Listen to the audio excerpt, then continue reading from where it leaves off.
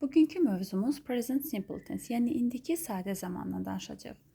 İndiki sadə zaman adından da göründüyü kimi ingilis dilində ən sadə zamanlardan biridir.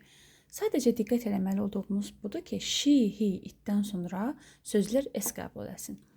Yəni məsələn, I go, mən gedirəm deyiriksə, o gedir deyəndə she go olmaz, she goes olmalıdır. Niyə burada es qəbul edib? Çünki biz plural of nouns qaydasında keçmişdik ki, sonu x, o, ch, tch və s. bitən sözlərdə söz bu tək s yox, es qəbul edirdi.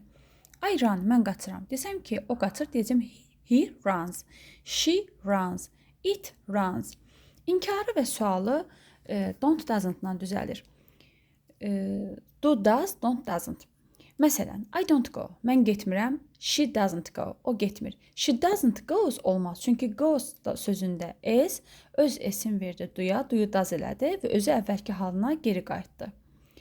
Sualda isə does she go, o gedir, do you go, sən gedirsən.